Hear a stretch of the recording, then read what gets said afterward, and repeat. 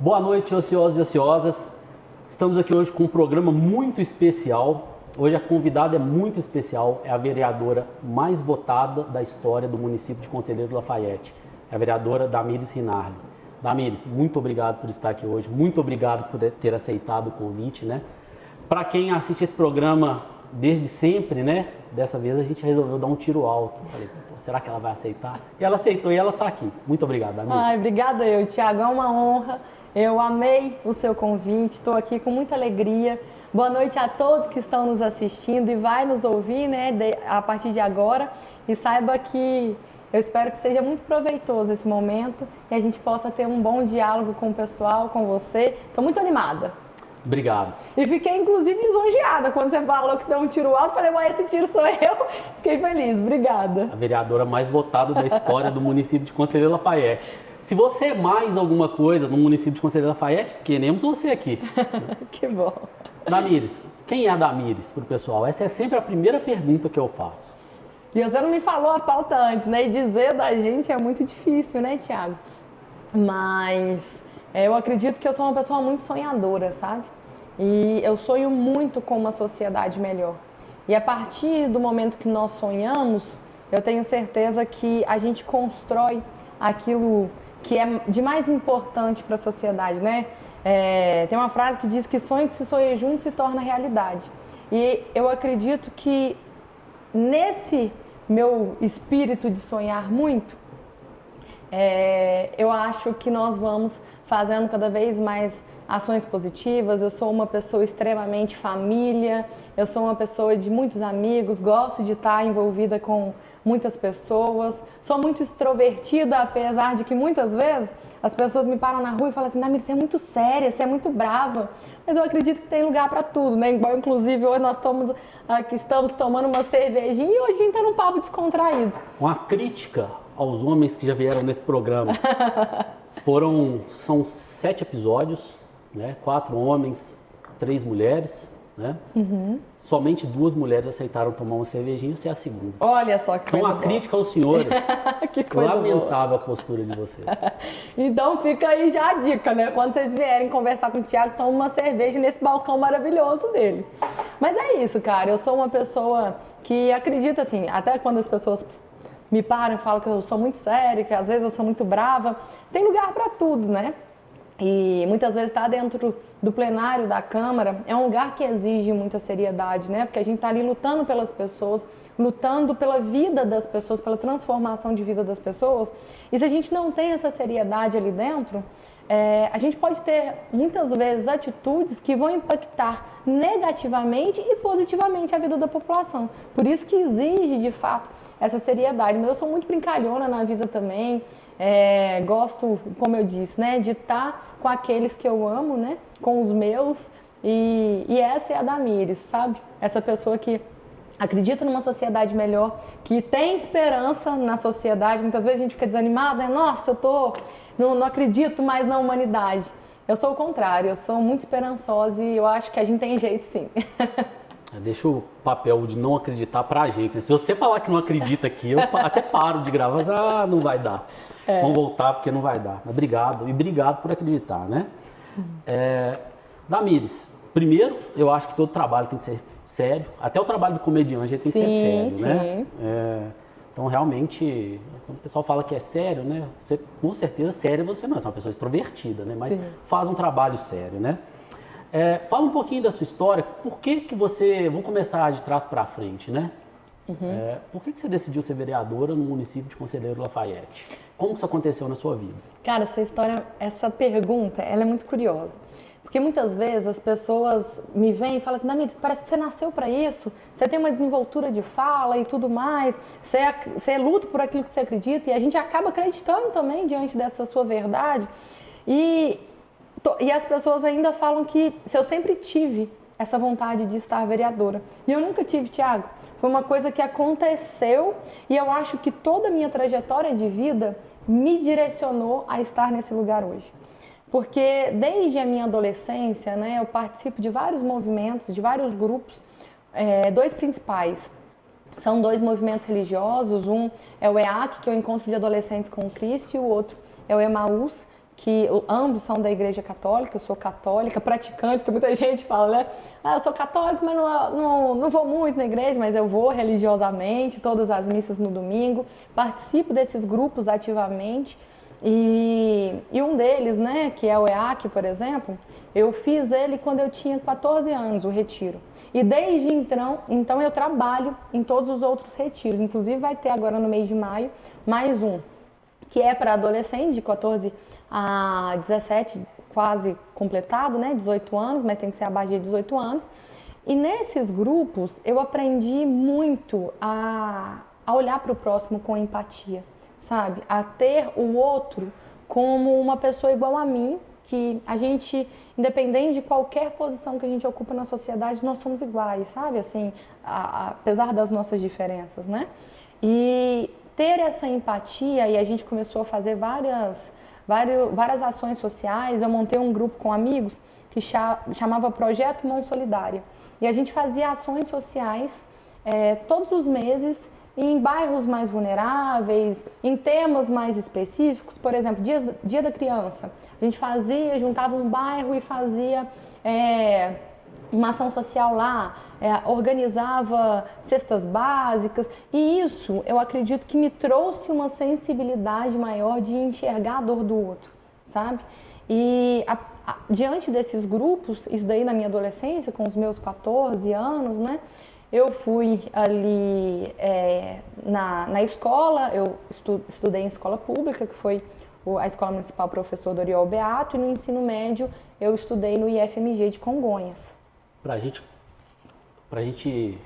nos colocarmos aqui numa linha temporal, Sim. né? Falou que participou desse grupo há 14 anos. Eu não vou perguntar a sua idade, que isso é falta de educação. Você pergunta a idade de uma mulher, né?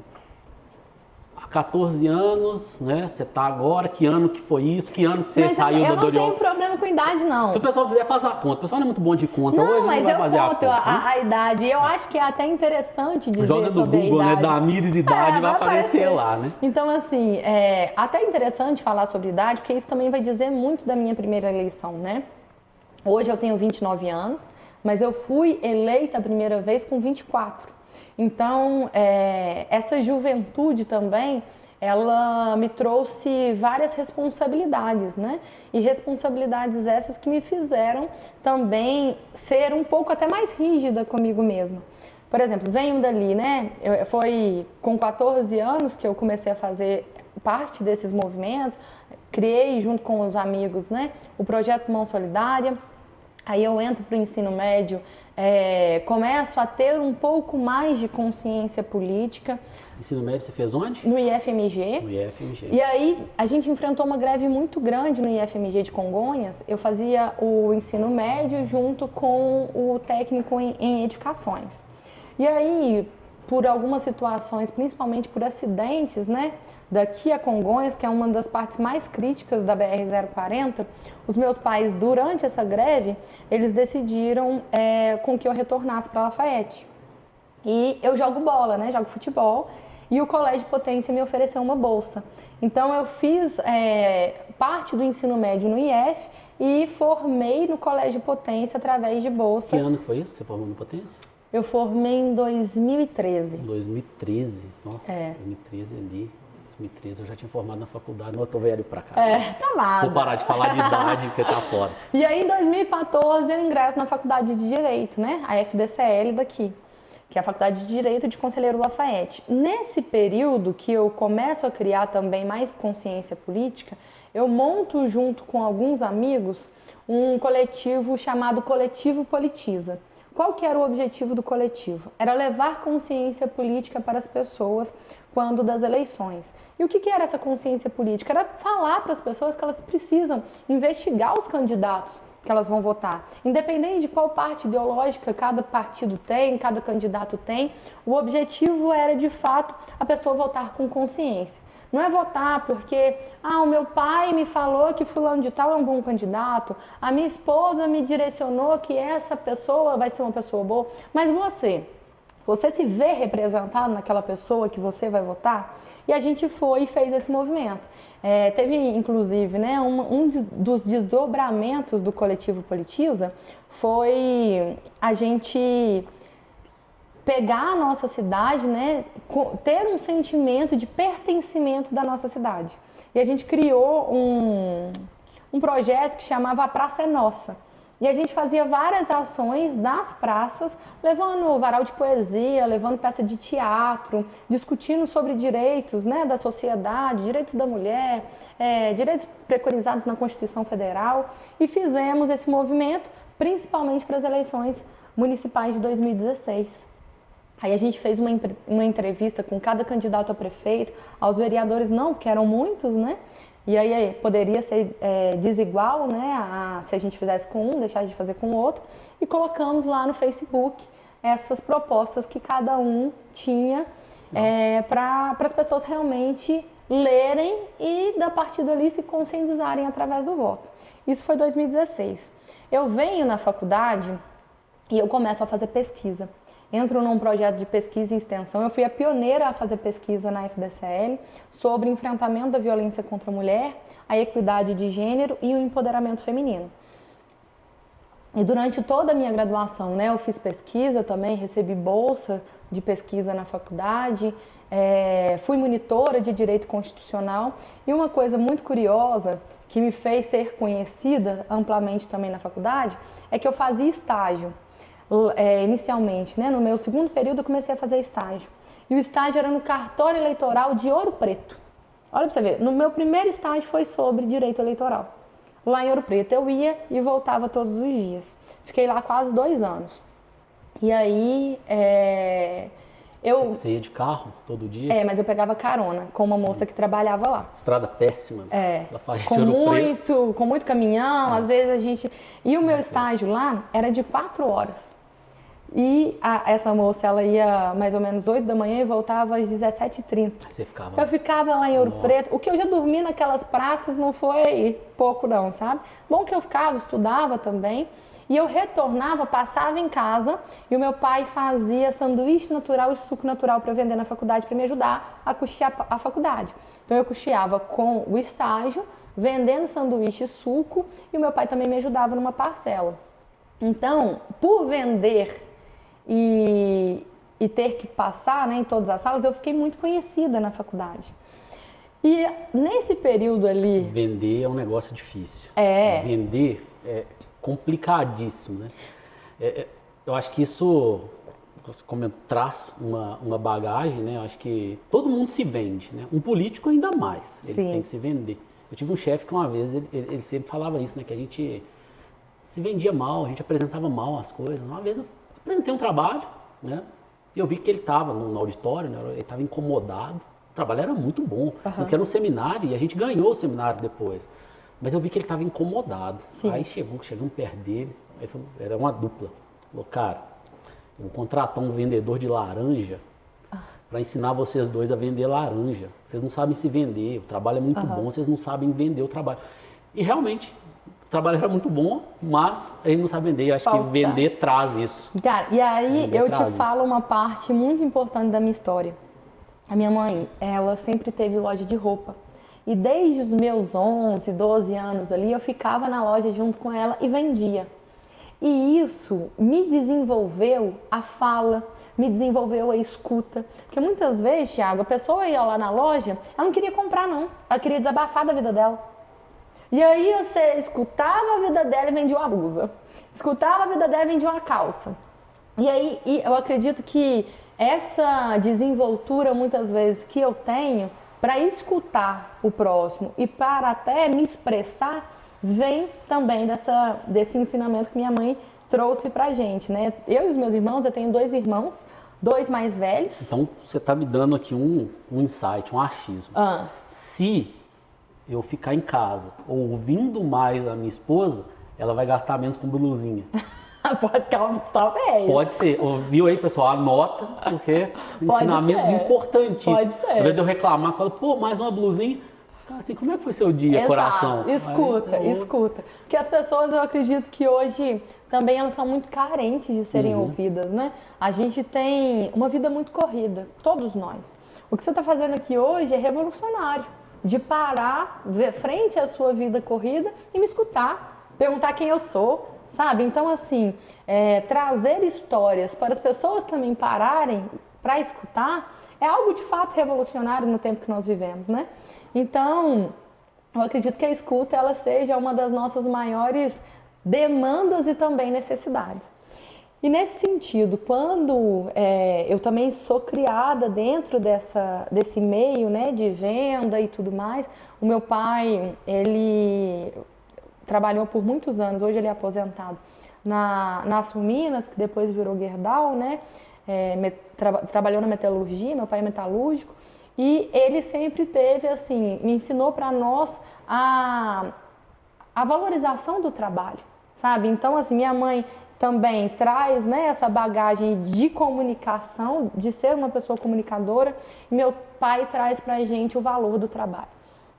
Então a gente, como eu disse, né, eu tenho 2 irmãos, meu irmão mais velho chama Johnny, minha irmã do meio chama Daiane, e todos nós passamos nosso trabalho pela loja. Meu irmão seguiu os passos do meu pai, que ele também trabalha na Gerdau desde muito novo, e minha irmã seguiu os passos da minha mãe, que ela teve loja de roupa também, vendia vestidos. Hoje ela tem uma empresa, né, de imagem. Ela faz, né, aquela pesquisa de imagem das pessoas, e isso é muito importante porque cada um seguiu esse viés. Eu acho que eu peguei um pouco dos dois e sigo esse caminho da política. Mas voltando nessa trajetória, eu tô lá no meu segundo período no estágio do cartório eleitoral. A política de Ouro Preto também é muito pegada e eu aprendi muito com o meu chefe. Depois eu retorno e começo a fazer estágio no fórum da comarca de Ouro Branco. Cheguei um pouquinho mais próximo de Lafayette. E nos 2 últimos anos da minha faculdade, eu termino eles fazendo estágio dentro da Câmara Municipal, 2017 e 2018.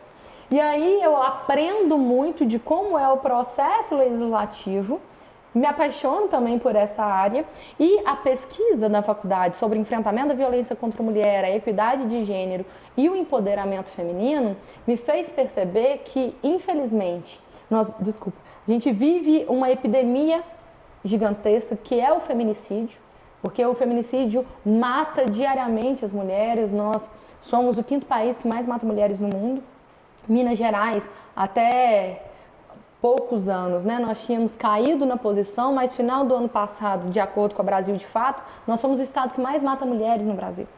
E aí... Posso te interromper? Claro. Esse ponto, primeiro, você comentou que você foi chegando igual mineiro mesmo, né? Você veio dali, foi chegando, de repente, estagiário, vereadora, tô ali. O povo da Câmara fala assim comigo, Damiris, você é o melhor plano de carreira da Câmara? Você saiu de estagiário para vereadora? Exatamente, promovida, né? Foi. Eu tenho um rapaz que trabalhou comigo, né? Eu trabalho na indústria, sempre trabalhei, né? Uhum. Ele foi estagiário meu na CSN, e eu brinco com ele, falei, cara, eu não consigo, no espaço-tempo, ver o momento que você saiu de estagiário, que ele era estagiário de outra área.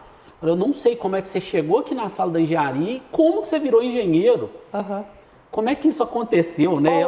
Ele foi chegando, sabe como vai chegando? Uhum. E de repente tá ali. Eu falei, cara, de repente você tava aí. Você fez isso na Câmara, você chegou lá, agora eu tô aí, segundo mandato, né? E aí eu te interrompi por causa dessa estatística. Eu gosto muito de estatística, eu gosto muito de número, né? Você comentou, Brasil é o 5º país que mais mata mulheres, né, no mundo. E Minas Gerais tem uma posição considerável no ranking que puxa essa média também, né? Bom, sendo o 5º, mas assim, o quanto disso é uma estatística que eu sempre questionei, né? Como cara que gosta de números. Quanto disso é inegável que o Brasil é um país muito violento e é inegável que o Brasil é um país muito violento contra a mulher, né? Mas o quanto disso é violência contra a mulher e o quanto disso é estatística sendo puxada para cima? Se eu falar com você que o Brasil é o país que mais mata padeiros, provavelmente vai ser. Porque o Brasil é um dos países que mais mata, né?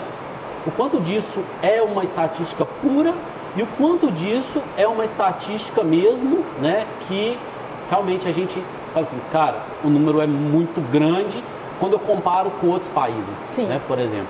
Tem uma situação, porque a gente pode partir sobre uma premissa assim. Muitas vezes, quando eu trago dados sobre a violência contra a mulher, as pessoas falam assim comigo, Damiris, mas os homens também têm uma estatística de assassinato muito grande. Mas o contexto e o viés, né, da violência contra a mulher é uma questão de gênero. É uma questão que é um recorte de gênero que os homens matam as mulheres, não porque eles tiveram uma discussão como dois homens estão num bar e um matou o outro. Não é um latrocínio, não é nessa perspectiva. Os homens matam as mulheres principalmente porque eles não aceitam o fim de relacionamento. Muitas vezes tem situações de ciúme exagerado e todo esse contexto, essa perspectiva de gênero, é isso que traz esse impacto de violência contra as mulheres, que não é algo que, por exemplo, duas pessoas, sejam elas homens ou mulheres, estão tendo um desentendimento que ocasionou num assassinato. São vieses e recortes muito específicos, sabe? E eu acredito, e isso também é um dado, que esse contexto de nós termos o 5º país que mais mata mulheres no mundo e também o estado que mais mata no Brasil, é ainda um dado subnotificado. Porque hoje nós incentivamos as mulheres a não se calarem e a denunciarem a violência, mas passamos por períodos muito grandes na nossa história que a gente não tinha uma delegacia da mulher. Vou te contar sobre as perspectivas e políticas públicas que a gente implementou em Lafayette. Estava dizendo sobre a minha pesquisa e o que me motivou. Lá na faculdade, quando eu fazia essa pesquisa, e aí eu me formei em 2018, né, percebendo que Lafayette não tinha política pública de enfrentamento da violência contra a mulher, foi aonde me deu um estalo para querer estar na política. E uma das coisas que mais me selou ali essa vontade foi que eu faço parte de uma associação que chama Visibilidade Feminina. E essa associação tem como objetivo a mulher como protagonista nos espaços de poder e tomada de decisão. E nós elaboramos uma cartilha sobre a necessidade de termos mais mulheres na política. Eu não vou me recordar agora o título específico da cartilha. Não vou me recordar exatamente o título, mas o que nós ficamos, né, para construir essa cartilha. Cada associado, e nós temos associadas do Brasil inteiro, ficou com uma parte específica da cartilha de construção. Depois nós unimos essa cartilha e nós publicamos ela juntamente com um apoio da Câmara dos Deputados da bancada feminina. E aí, essa cartilha foi publicada e divulgada no Brasil inteiro. Eu fiquei responsável para divulgar junto com uma colega, que é a Bruna Camila, uma pesquisadora fenomenal sobre masculinidades, red pill, toda uma situação ali importante também por esse enfrentamento. E nós duas divulgamos junto com as deputadas do Sudeste. Então, deputada Tabita Amaral, enfim, todas as deputadas da Câmara dos Deputados da região Sudeste compartilhou essa cartilha com a gente. Isso foi em 2020 e aí foi online. Posteriormente, nós vivemos uma pandemia, né, naquele contexto e tudo mais. Na hora que a gente junta a cartilha, Thiago, e eu vejo todas aquelas dicas para uma mulher se candidatar, porque nós somos 53% do eleitorado feminino e nós não elegemos nem 15% de mulheres, eu falei assim, cara, eu reclamo da política, eu falo que nós precisamos, né, eleger mais mulheres na política e por que não eu? Sabe? Me deu aquele estalo. E aí eu fui atrás do meu orientador de pesquisa na faculdade, ele tinha sido candidato na eleição anterior e eu falo, olha, eu estou pensando em me candidatar, como que eu faço para me filiar no partido? E o partido dele é o Partido Verde, é o partido que eu estou hoje, que eu acredito nas suas bandeiras, nas suas perspectivas de política, e eu me filio, cara. No último dia, o partido fechava às 18 horas, eu cheguei lá, era 17h34. Eu me recordo de eu pegando o telefone e vendo o horário, sabe? E me filiei. E o meu professor disse assim comigo, Damiris, filia, depois a gente vê, porque depois tinha o período de convenções partidárias e tudo mais, mas eu precisava de me filiar.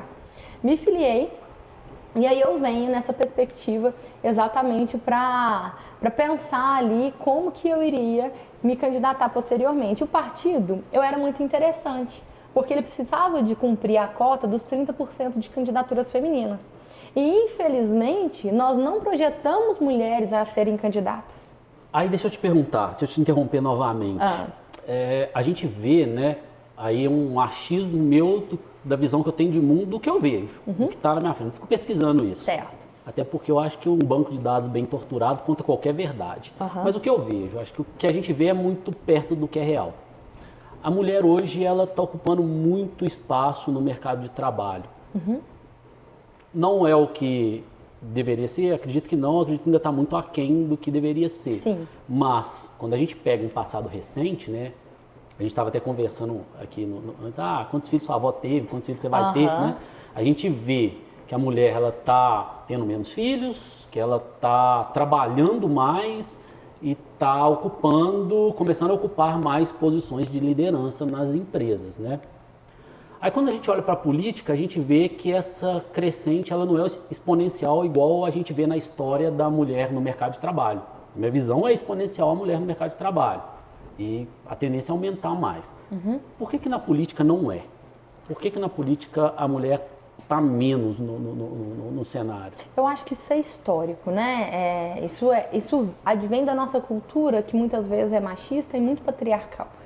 A mulher, ela teve o direito ao voto em 1932. Vou te contar uma história pessoal. A minha bisavó, até o ano passado, era viva. E aí, a primeira eleição, ela votou em mim, e quando ela votou em mim, ela disse assim, Damires, que foi em 2020, né? Damires, e ela já estava bem idosa, eu tenho muito orgulho e eu faço questão de ir votar em você, porque a minha mãe sequer podia estudar à época, tampouco nós imaginávamos que poderíamos votar. E hoje eu posso votar e você pode ser votada. E a minha bisavó, assim, um exemplo para mim, ela tinha o meu santinho no oratório dela lá, com as Nossas Senhoras que a gente tem fé e tudo mais. E isso é um retrato de que os direitos da mulher, por mais que estejam crescendo exponencialmente, eles ainda são muito recentes, sabe? A mulher conseguiu, salvo engano, no ano de... Salvo engano, eu não estou me recordando exatamente a data, mas salvo engano foi 1979 que nós conseguimos alcançar as universidades. Foi 50 anos depois, eu acho que foi 1929 que nós conseguimos alcançar a escola básica. E aí, Tiago, eu vou trazer até para as pessoas que estão nos escutando, fazer uma reflexão. A sua mãe, ela é formada? A minha mãe é formada. E ela, então, é uma exceção. Minha mãe é uma exceção. Quando eu olho pessoas da idade dela, ela é uma exceção. Ela é uma exceção gigantesca. A minha mãe, que é uma pessoa extremamente jovem, ela tem a 4ª série de grupo, que era assim que a gente falava. E muitas vezes, quando eu estou em ambientes, né, com muitas pessoas, que eu faço alguma palestra sobre equidade e tudo mais, eu pergunto para as pessoas, olha, a mãe de vocês, qual mãe aqui tem o ensino médio completo? Geralmente numa sala de 100 pessoas, entre 10 e 12 pessoas levantam a mão assim, sabe? É uma minoria esmagadora. E aí a gente vê essa condição, né, de como as mulheres estão alcançando os seus direitos, mas é muito gradativo. Ainda nós estamos muito aquém daquilo que a gente pode fazer e pode alcançar. E a política é o reflexo da sociedade. E aí você pode pensar na seguinte situação. Veja a Câmara dos Deputados ou até a nossa própria Câmara de Lafayette hoje, os vereadores que lá já estiveram. A posição de liderança é do homem. Hoje, historicamente, nós temos temos uma grande maioria de mulheres também eleitas, né? Na história de Lafayette, nós tínhamos ou uma mulher eleita ou nenhuma. E, historicamente, essa legislatura tem 4 mulheres eleitas. Mas nas legislaturas anteriores... Total, né? De 13. É um número interessante. Nas legislaturas anteriores, a maioria eram homens, né? 12. E quem eram as assessoras? Mulheres. Sempre a posição de liderança, de poder, muitas vezes, ela é dada ao homem. Mas quem faz o trabalho árduo, muitas vezes também, são as mulheres. Então, assim, eu vejo que exatamente, né, a política ela é o reflexo da sociedade por diversos fatores que a gente pode entrar em outros assuntos, como, por exemplo, da violência também. Mas a gente tem visto mulheres adentrando o mercado de trabalho, mas mesmo assim com condições não equitativas com os homens. Eu fui fazer palestra semana passada na Copasa e a sala que eu fiz a palestra tinha mais ou menos 50 pessoas e eu falei, nossa, que bacana, a Copasa aqui é bem equitativa, né? Tem várias mulheres e tudo mais. Aí eles, não, Damires, de todo o efetivo da Copasa, as mulheres representam 9%. Só que muitas vezes a gente vê essas mulheres nesses espaços, elas se destacam muito, porque nós somos muito cobradas. Nós muitas vezes temos que fazer duplamente uma tarefa que o homem faria de uma maneira muito tranquila, sem ter tantas cobranças. Só que a gente é tão cobrado por estar naquele lugar que a gente quer fazer tudo com muita excelência. Então isso traz muito destaque, sabe? Então, assim, eu acredito que é nesse viés e é um viés muito recente. A mulher para estar na política é muito recente, sabe? É menos de um século.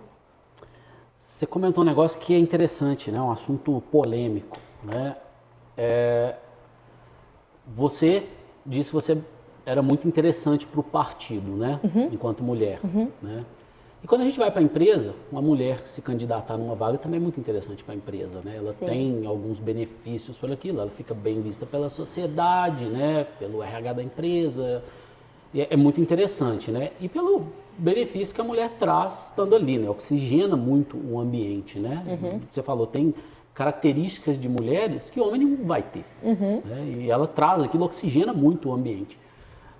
Só que muitas vezes, né, aí eu tô te falando como uma pessoa que está na empresa, você solta a vaga e não aparecem mulheres, né? Na política, tem isso? Não tem? Não aparece por quê? Porque eu acho que fica muito simplório a gente falar, não, tá bom, tem que ter mulher, coloca aqui, vai ter mulher, só vou contratar mulher. Se você fizer isso, você não vai contratar. Se você falar que vai colocar só candidatas mulheres, você não vai conseguir cumprir o seu efetivo ou vai cumprir o seu efetivo com alguma deficiência técnica, né? Alguma questão. Por que isso acontece, né? E qual é o caminho, né, para a gente reduzir, né, essas diferenças, né? Aumentar um pouco esse viés exponencial que, na minha visão, acontece, né? Falar que a minha avó, né, pouquíssimas amigas dela trabalhavam, não conheço nenhuma, né, irmãs. Da minha mãe, ela trabalhava, mas a maioria não. E hoje eu vejo minha irmã falar, qual que é a amiga minha ou da minha irmã que não trabalha? De cabeça que agora eu não vou conseguir pensar nenhuma, né? E assim, tô colocando como não trabalho, por exemplo, uma dona de casa, não trabalha. Tem um puta trabalho, principalmente depois que eu casei. Minha esposa mandou eu fazer as coisas dentro de casa, eu falei, não quero fazer isso nem a pau, eu prefiro ficar na empresa. Mas colocando como não trabalha, né? Então, como que você vê isso, uma solução para isso, né? Porque eu entendo, a mulher não quer trabalhar fora, ok, direito dela, quer ser dona de casa, quer ser mãe. Existe um risco? Existe, a gente vai falar um pouco sobre isso mais à frente, né? Mas, bom, eu acredito ainda que tem muita mulher que quer e não chega nesse caminho. Qual que é a forma de melhorar isso? Só para a gente pontuar, olha que interessante. Inclusive ontem foi o dia da empregada doméstica, que muitas vezes não foi vista como um trabalho, né? Muitas vezes não foi valorizada, tampouco tinha direitos trabalhistas, né, que as apoiasse e tudo mais.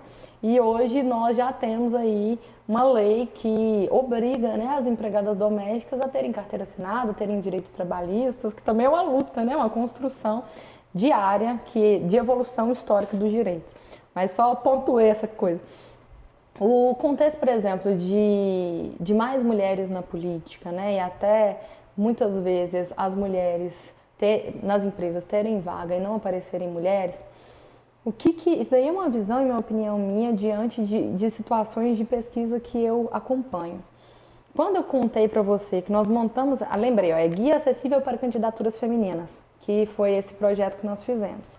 Era uma guia de fácil entendimento, fácil diálogo, ela era literalmente acessível, porque tinha todo o contexto de pessoas com deficiência, e era para a candidatura de mulheres, exatamente para a gente incentivar as mulheres a entrarem na política. Eu vejo, Thiago, que muitas vezes as mulheres, elas, e historicamente isso também, elas são ensinadas a não acreditarem o quanto elas podem. Tanto que as mulheres, entre as mulheres, socialmente e culturalmente, nós fomos ensinadas a competir umas com as outras e não se apoiarem. Eu vejo isso, inclusive, eu falo muito que a gente tem que aprender com os homens. Os homens são muito parceiros. Um pode não gostar do outro, mas eles se apoiam quando é preciso.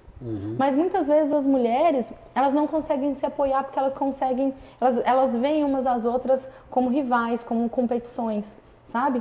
E nesse sentido, quando a gente é muito cobrada, a gente quer ser excelente naquilo que a gente faz. E eu vou trazer aqui, por exemplo, dados, né, de posições dentro de empresas privadas, principalmente que mulheres ocupam, e recebem cerca de 1/3 dos homens e às vezes muito mais qualificadas do que os homens, sabe? E isso é o quê? É histórico. Trago isso diante da Revolução Francesa, diante da Revolução Industrial, quando os homens foram para as guerras e as mulheres entraram para dentro das fábricas. Qual que era o viés delas naquelas fábricas? Elas recebiam cerca de 1/3 a menos do que os homens, trabalhavam cerca de 16 horas por dia e ainda eram abusadas física e sexualmente por parte dos seus patrões. E para piorar, naquela época não tinha creche. Elas levavam os filhos que também eram abusados.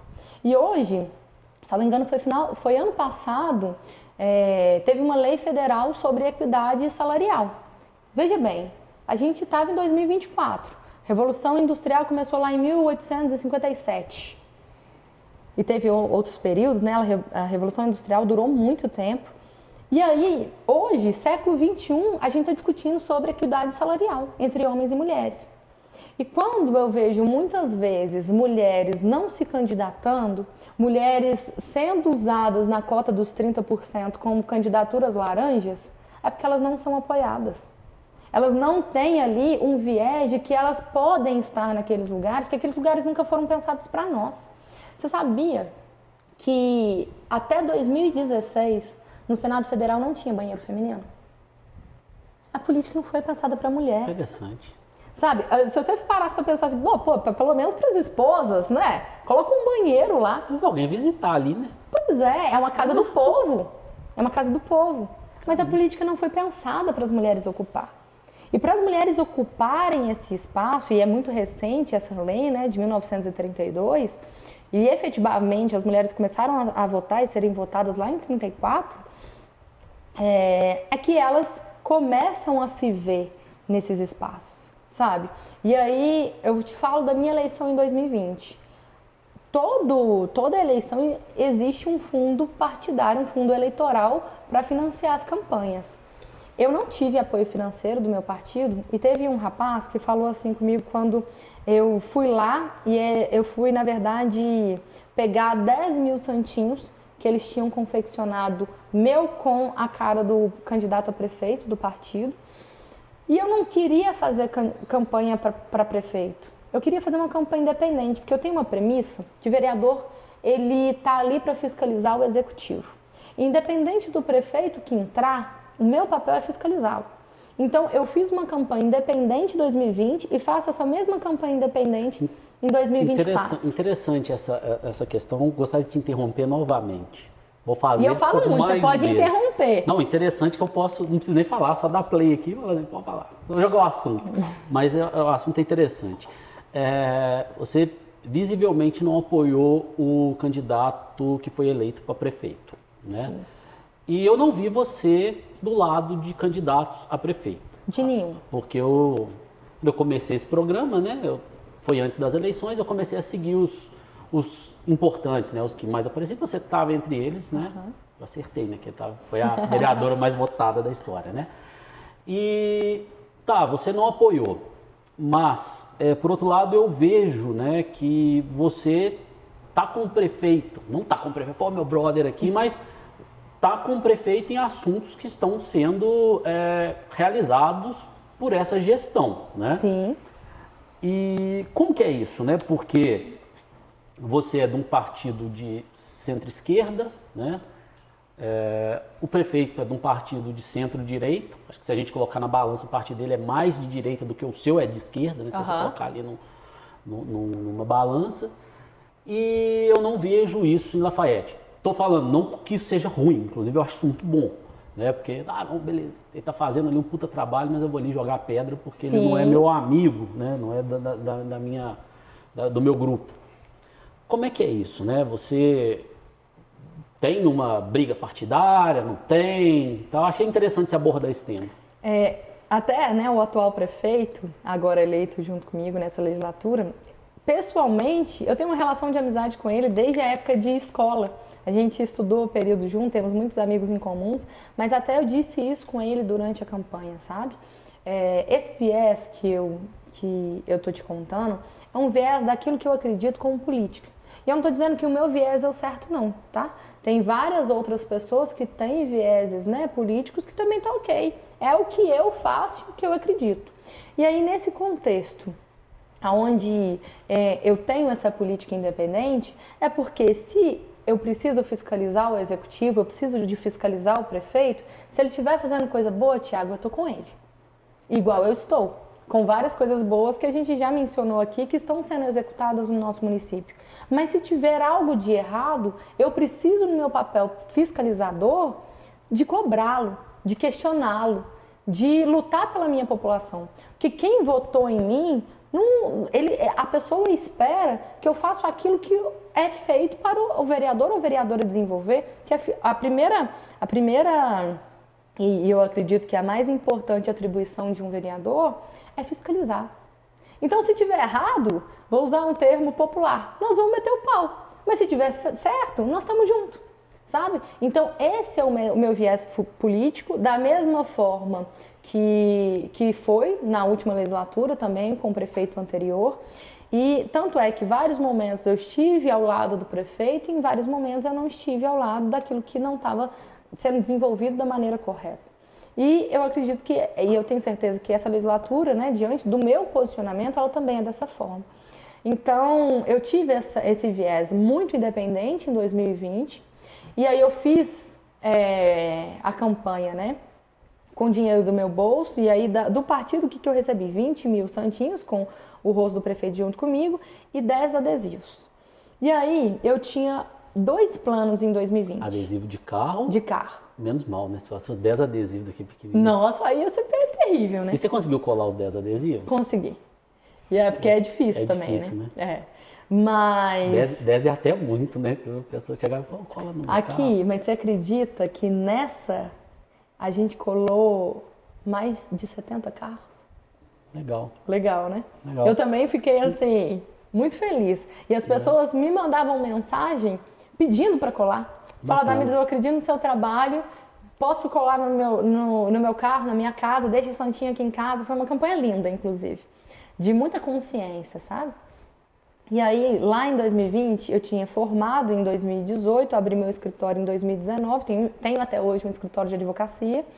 E aí, eu tinha 2 planos, porque eu gosto muito da área da pesquisa, gosto muito de estudar, e eu queria fazer um mestrado em Coimbra, Portugal, que é a maior faculdade de direito do mundo, sabe? E eu tinha esse sonho. E aí eu vendi meu carro, na época eu tinha um Ford Ka.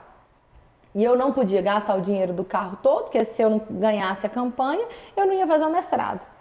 E também eu tinha que ter dinheiro para fazer campanha. E aí a minha campanha, se você pesquisar lá, se ela não for mais barata, não vou me recordar aqui, ela é uma das mais baratas de 2020. Eu gastei R$1.200 e pouquinhos para fazer esses materiais.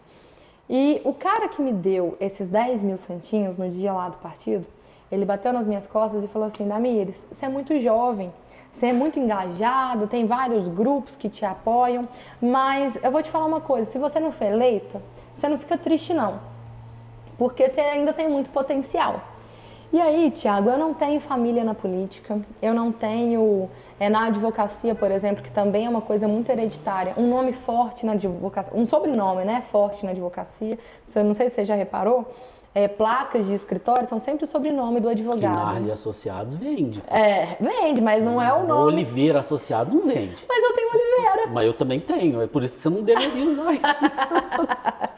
Mas vende, só que vende se você principalmente tiver um ramo ali, né, anterior. Porque você entrar numa profissão não sendo conhecida é muito difícil também, né? A advocacia, ela tem esse viés também. E aí, nesse sentido, né, eu tenho, lá em 2020 eu faço essa campanha e muitos amigos me apoiaram, muitas pessoas me ajudaram. E o que eu trago, principalmente quando você me pergunta, Damiris, por que as mulheres não se candidatam? Porque elas não têm apoio. Eu não tive apoio, eu tive apoio social. Se você me perguntar o contexto político partidário que deveria me apoiar, não me apoiou. Diferentemente dessa última legislatura, que eu tive muito apoio partidário, inclusive. Mas eu consegui ser reconhecida dentro do meu partido, diante da minha votação de 2020. Isso que eu ia te falar, tá fácil te apoiar hoje. Você já é grande, você já tem um trabalho feito, né? Não é assim, eu vou ali fazer um trabalho. Não, você já tem um trabalho feito, fica mais fácil, E né? o mais legal, assim, foi que muitos amigos, muitas pessoas acreditaram nesse processo, sabe? E como eu mencionei aqui no início, né? Eu sou católica e eu me apeguei a uma passagem bíblica que fala que a gente precisa ser luz no mundo e sal na terra. E eu vejo a política, e eu já disse isso da política e dos políticos, que política é um ambiente extremamente corrupto, onde as pessoas não pensam no próximo, só pensam no próprio umbigo e não tá nem aí para a população. E quando eu penso na política nesse viés e eu me apego a essa passagem bíblica, é onde eu me disponho a querer ser um pouco de luz nesse espaço que é escuro e trazer um pouco de sal, um pouco de sabor e esperança aonde as pessoas já estão desacreditadas, sabe? E aí foi aonde eu fui muito, eu digo que eu fui honrada por Deus, sabe? Que as pessoas me abraçaram, me acolheram, era época de Covid, né? A gente não pôde fazer campanha batendo na porta das pessoas. A minha campanha foi majoritariamente na internet, eu também nem podia. Minha mãe, há uns anos atrás, né, ela teve câncer, então ela já tem uma imunidade mais baixa, eu não poderia bater na casa das pessoas com o risco de levar um vírus para minha casa, né? E aí, cara, deu a apuração dos votos. Esse cara que bateu nas minhas costas, ele me ligou no meio da apuração. Falou assim, Damiris, onde você mora? Eu falei, no bairro São João. Ele, cara, que curioso, você está sendo uma das mais votadas no Pacífico Vieira, na Escola Pacífico Vieira, que fica no bairro São Sebastião, que é o lado oposto da minha casa. E a partir dali eu comecei a ter voto em toda a cidade. E nessa eleição de 2020, eu fui a terceira mais votada, com 1.219 votos, com uma diferença de 5 votos para o segundo, que tem um sobrenome forte na política de Lafayette, que é o nome Laporte, e o primeiro colocado foi um vereador reeleito, que é pastor de uma igreja evangélica, que o viés também da igreja evangélica é muito forte. Né? E ali eu venho sem nenhum apoio político, venho sem nome da política, venho do zero, do nada, digamos assim, apenas com muita vontade. Tanto que eu me recordo que a Rádio Carijós, que a gente estava escutando na hora da apuração, uma das falas foi assim, quem é Damiris Rinarli, a única vereadora eleita? Porque o meio político não me conhecia. E aí é onde as pessoas acreditaram em mim.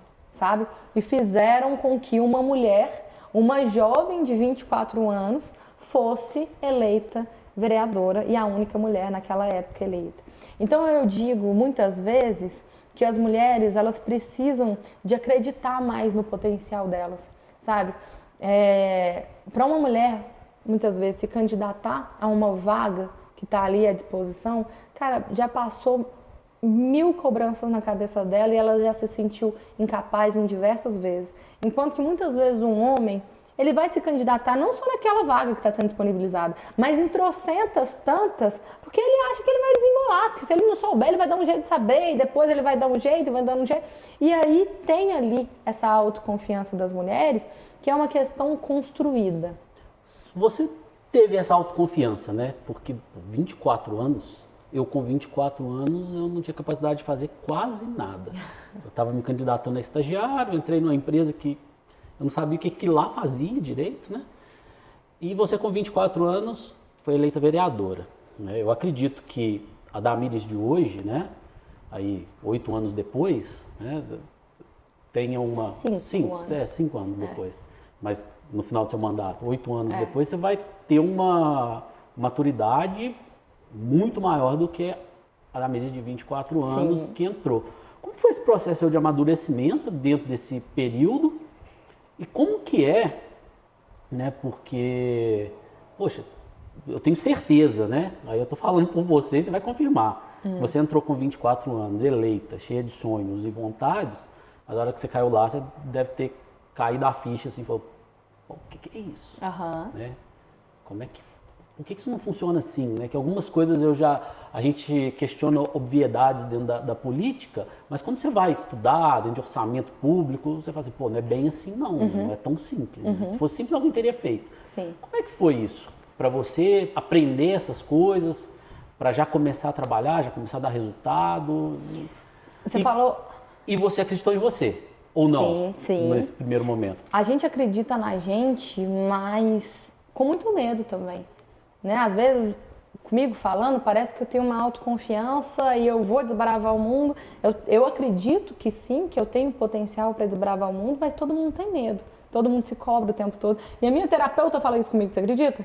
Ela fala assim comigo, você tem que se cobrar menos, ser muito exigente com você mesma, ser muito perfeccionista. E eu sou, Thiago, nossa, eu o tempo todo assim, me policio, pergunto às pessoas como que tá o nosso mandato, o nosso trabalho, se a gente pode melhorar, se não pode. O pessoal que trabalha comigo, muitas vezes, eu vou em palestra, a primeira coisa que eu pergunto quando a gente entra no carro foi bom? Você acha que as pessoas gostaram? E assim, eu faço palestra desde a época da faculdade, né? Desde 2014. Eu estou na área da pesquisa há mais de 10 anos. Então eu tenho um domínio um pouco bom assim nessa parte da mulher. E mesmo assim eu fico insegura, sabe? E eu quero saber o que as pessoas acham para saber se eu posso melhorar em alguma coisa. Mas sim, eu tenho uma autoconfiança e como eu disse essa trajetória para você, eu fui construída. Eu acho que quando desde lá, dos meus 11 anos que eu estava na loja da minha mãe, dos 13 anos que eu comecei a entrar nos movimentos, tudo me direcionou para eu ser quem eu sou hoje, sabe? E cada pessoa que passou por mim, ela me trouxe um ensinamento. E eu sempre tento absorver algumas coisas das pessoas que estão ao meu redor, sabe? E aí, diante dessas situações, né? Quando eu crio essa autoconfiança e quando essa maturidade vem se aproximando, você falou que eu fui lá eleita com 24, estava cheia de sonhos e perspectivas, né? Querendo transformar muito a sociedade. E lá quando me deu o insight de querer ser vereadora, de estar vereadora, foi desses dados que eu contei para você da pesquisa, e eu fiz inclusive pesquisas em Lafayette que nós não tínhamos política pública de enfrentamento da violência contra a mulher específica para as mulheres no âmbito do nosso município. E aí, nesse sentido, quando eu entro, eu começo a fazer pesquisa enquanto vereadora para criar as políticas públicas. E eu fiz 2 proposições em 7 meses de mandato, não foram só 2 proposições, mas essas 2 marcaram e eu vou te explicar por quê. Quando eu faço um projeto de lei sobre o enfrentamento da violência contra a mulher e os maus tratos contra os animais, porque existe uma teoria que se chama teoria do link ou teoria do elo. Ela diz que a cada 10 casos de violência contra a mulher, o idoso e adolescente, a pessoa com deficiência dentro do ambiente doméstico, aqueles mais hipossuficientes ou mais vulneráveis dentro do ambiente doméstico, 7 se iniciam nos animais. O agressor geralmente começa a chutar o cachorro, começa a puxar o rabo do gato, deixa o passarinho sem comida e aí começa os maus tratos com os animais e posteriormente o ato violento doméstico contra alguma pessoa. Faz sentido. E aí eu faço um projeto de lei que nas casas onde que comercializam, né, insumos de animais, sei lá, vende ração, vende esses produtos para animais, tenha uma placa orientativa e um número de denúncia para os maus tratos contra os animais, bem como a Lei Maria da Penha para a denúncia da violência doméstica. E quando eu proponho esse projeto de lei e, paralelamente ao projeto, eu entro com uma emenda, uma indicação para a prefeitura, o que é indicação? Você mostra para a prefeitura que ela precisa cumprir algo que já existe. E no caso eu estava mostrando para a prefeitura que ela tinha que cumprir leis estaduais e federais do nome social das pessoas trans e travestis. Eu não quero saber, Thiago, qual é a opinião dos outros sobre o nome das pessoas. A gente não tem que dar opinião sobre o nome das pessoas. Se é uma lei, ela tem que ser cumprida, porque isso é uma dignidade humana daquela pessoa. Se ela é uma mulher trans e ela tem um nome social de Maria, não vai ser eu, não vai ser o Tiago que vai dizer que ela tem que ser chamada de João. Então eu fui e solicitei para o Poder Executivo, para onde tenha, né, os departamentos públicos, que essa pessoa fosse tratada com a dignidade do seu nome que ela merece. E aí, um sujeito, ele pegou essas duas proposições, por isso que elas são tão marcantes, não concordando com elas, ele se viu no direito de me ameaçar de morte. E aí ele encaminha um vídeo de uma mulher nua, morta, enforcada dentro de um rio e fala que isso que vai acontecer comigo. Eu fui eleita com 24, nessa época eu já tinha 25, que eu fiz aniversário ao longo do primeiro ano. Com 25 anos de mandato, com sonhos, com uma perspectiva de que por mais que a gente entra ali, a gente vê as dificuldades, que é, por exemplo, para aprovar uma lei, para fazer projetos e políticas públicas, eu tinha muita esperança de transformar a nossa sociedade. E na hora que tem 7 meses de mandato, eu extremamente jovem, e aquilo que eu me propus era transformar a política e não ser morta, cara, aquilo ali, tira um pouco do meu chão. Porque eu coloco em risco a minha vida e coloco em risco a vida da minha família, eu coloco em risco a vida das pessoas que eu amo, e vale a pena eu colocar em risco a vida dessas pessoas? Então, essa dificuldade, ela me trouxe uma firmeza e uma maturidade que eu precisei também ter nesse processo. Porque a partir do momento, né, que eu sou ameaçada de morte, aí eu tenho medo, todas as pessoas, se alguém me falar que está sendo ameaçada de morte que não tem medo, eu acho que essa pessoa não tem sentimento interno, né? Porque o medo, ele... Principalmente com 25 anos de idade. Exato, você tem né? uma maturidade diferente para receber apesar de uma ameaça de morte ser algo bem grave. E aí, nesse período, né, eu sou escoltada pela polícia militar descaracterizada durante 3 meses, a minha família é obrigada a mudar de casa, eu desenvolvo ali situações psiquiátricas que me forçaram, né, me obrigaram a fazer um tratamento psiquiátrico com remédios, com várias terapias que... Eu acho que terapia não precisa de passar por uma situação dessa. Desde sempre, todos nós precisamos fazer terapia. Eu acho que é uma premissa do ser humano, tanto que eu faço desde muito nova também. E aí, eu desenvolvo, né, algumas situações de saúde em decorrência disso, e a partir disso eu preciso...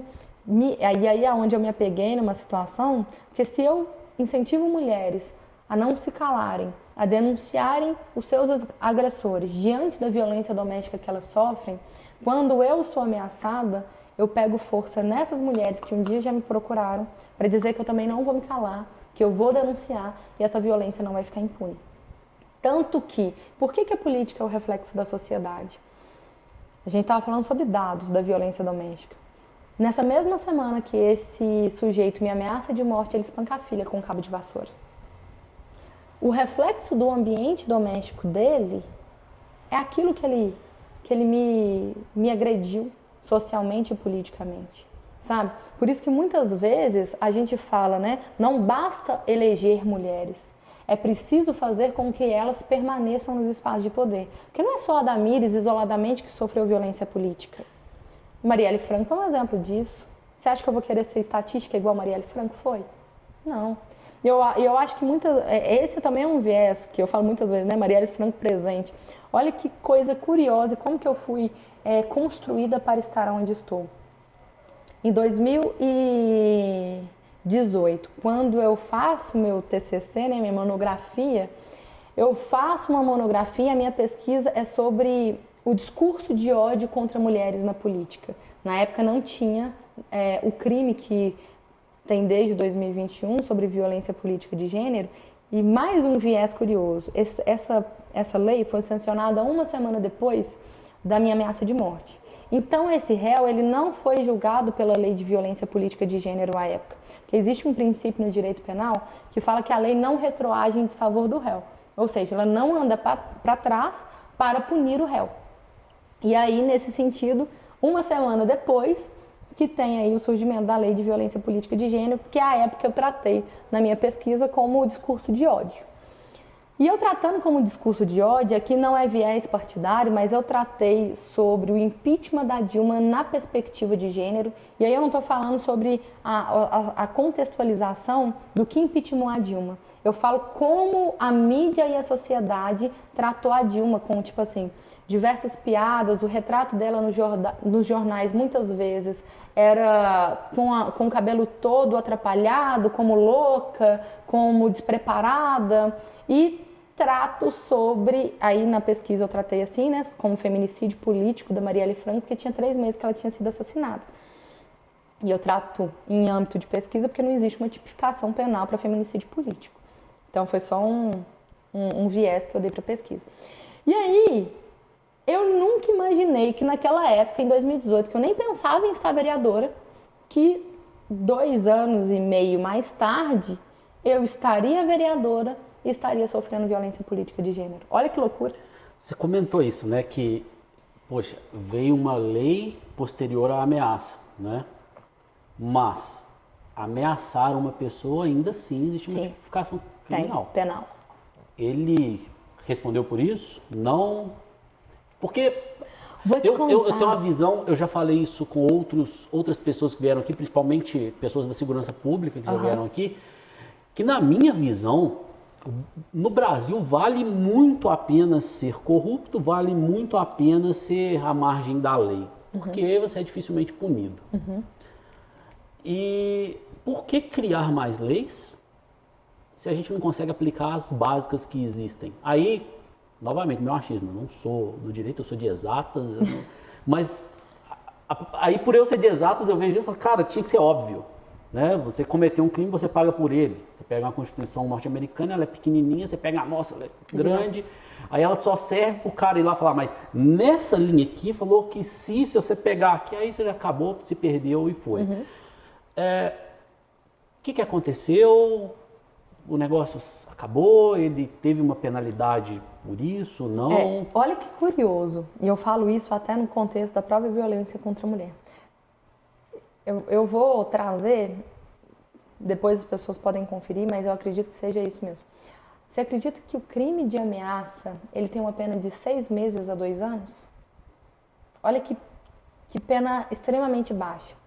Hoje, a lei do feminicídio, né, ela surgiu em 2015, sofreu alteração em 2021 e agora sofreu mais uma alteração que aumentou. O crime de homicídio é de 6 a 12. Aí o feminicídio é uma qualificadora do homicídio e hoje a pena é de 20, salvo engano, a 40 anos. Você mata uma mulher é de 20 a 40 anos, mas você ameaçar é só 6 meses. Olha que desproporcionalidade da pena, né? Dos crimes por si só. Ele cumpriu 6 meses? Aí eu vou te contar a situação. Esse sujeito, né, eu tenho uma medida cautelar contra ele, que é similar à medida protetiva da Maria da Penha, mas como nós não temos nenhum vínculo, ela é apoiada pelo Código Penal. E essa filha que foi espancada com cabo de vassoura tem uma medida protetiva. Ele descumpriu as medidas e aí ele foi preso, porque um processo para ser julgado e transitar em julgado, ele demora muito tempo, sabe? Tanto que uma das penas que ele teve, e aí ele era antes, né, réu primário, então tem todas aquelas situações que vai diminuindo a pena dele e não vai deixar ele em regime fechado, sabe? Então, assim, ele vai cumprir ali uma medida socioeducativa, vai no fórum assinar um nome, tem diversas outras medidas, mas durante alguns períodos ele ficou preso. Então, assim, teve algumas situações, mas eu acredito que contribuiu também esse episódio lamentável de violência contra a própria filha, sabe? Lamentável. Eu acho que um cara desse tem que estar preso e ele tem que cumprir uma pena. 6 meses a 2 anos é pouco, mas ninguém quer ser preso. Então, assim, eu acho que, infelizmente... Mas 6 meses a 2 anos? Falta um pouco de... 2 anos é considerado no Código Penal crime de menor potencial ofensivo. Então, eles podem ser... A pena pode ser substituída por pena restritiva de direito. e não uma pena da pessoa ficar reclusa, sabe? Então, restritivo de direito, por exemplo, você não pode frequentar determinados bares, você não pode frequentar bares, né? Você não pode sair do estado sem antes informar para o fórum. Um negócio que não tem um resultado na prática, né? Para o cara falar assim, porra, não valeu a pena, né?